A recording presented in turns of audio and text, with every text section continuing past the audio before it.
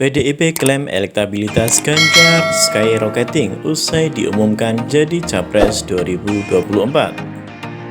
Sekretaris Jenderal PDIP Hasto Kristianto mengklaim elektabilitas Ganjar Pranowo melonjak naik usai diumumkan sebagai calon presiden 2024. Dia pun bersyukur dengan kenaikan elektabilitas Ganjar Pranowo. Inilah demokrasi yang dibangun di PDIP. Dinamika politik itu terjadi sebelum Ibu Mega mengumumkan, tetapi begitu Ketua Umum PDIP dengan hak konstitusional yang diberikan oleh Kongres mengumumkan, seluruh tiga pilar partai bergerak, ujar Hasto di Gelora Bung Karno, Senayan, Jakarta, Senin 8 Mei 2023. Sehingga dari survei-survei yang dilakukan elektoral dari Pak Ganjar ini langsung terjadi.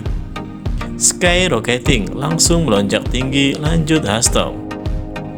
Menurut Hasto, tingginya elektabilitas Ganjar ini menandakan bahwa keputusan Ketua Umum PDIP Megawati Soekarnoputri menjadikan Ganjar sebagai Capres 2024 sesuai dengan kehendak rakyat. Hasto menyebut survei Ganjar semakin tinggi karena Gubernur Jawa Tengah itu selalu bergerak dan berkomunikasi dengan rakyat serta partai politik pendukung. Kemudian Pak Ganjar setiap Sabtu dan Minggu bergerak ke daerah-daerah melakukan komunikasi langsung, baik dengan partai pendukung maupun dengan rakyat, kata Hasto. Hasto pun meyakini elektabilitas Ganjar akan terus naik. Terlebih Ganjar telah mendapat dukungan dari Partai P3 dan Hanura. Kami meyakini ke depan akan terus terjadi kenaikan, apalagi tiga pilar partai digabungkan dengan PDIP dan Hanura ini terus bergerak dan juga bersama dengan kekuatan relawan, tutur Hasto.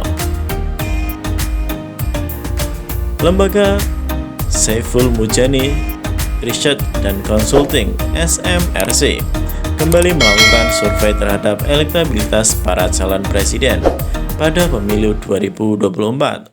Dalam survei itu dilakukan simulasi head-to-head antara Ganjar Pranowo dengan Prabowo Subianto.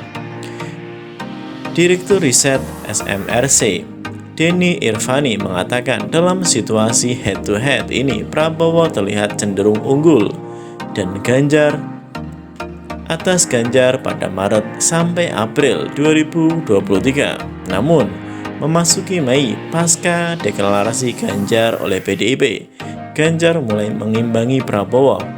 Bahkan dalam simulasi di antara yang mengenal keduanya, Ganjar telah menyalip Prabowo. Adapun dalam simulasi tingkat pengenalan sama, Ganjar menang dengan suara 46,6%, sementara Prabowo hanya di angka 38,8%, tidak sampai di angka 40%. Dalam survei terakhir di kelompok pemilih yang tahu keduanya, Ganjar mendapatkan 46,4%, kemudian Prabowo 38,8%, dan ada 14,4% tidak tahu, ujar Denny dalam paparan survei Minggu 7 Mei 2023. Menurut Denny, dalam simulasi sebelumnya, elektabilitas Ganjar dan Prabowo berdekatan. Namun pada survei terakhir, Ganjar unggul lumayan. Di survei terakhir 2-5 Mei, Ganjar unggul atas Prabowo sekitar 7,6%, kata dia. Kemudian dalam simulasi terhadap pemilih kritis di survei terbaru, Ganjar Pranowo unggul dengan suara 42,2%, lalu Prabowo Subianto dengan dukungan sebanyak 41,9%, dan masih ada 15,9% yang masih belum tahu, imbuh Denny. Pada survei pemilih kritis sebelumnya, yakni Maret dan April, suara Ganjar sempat tertinggal dari Prabowo, bahkan sampai berjarak 7%. Namun dalam survei terakhir bulan Mei 2023, Ganjar sudah bisa menyalip Prabowo untuk pemilih kritis. Saat ini, Denny menyatakan bahwa dukungan pada calon presiden ini diperkirakan masih akan dinamis.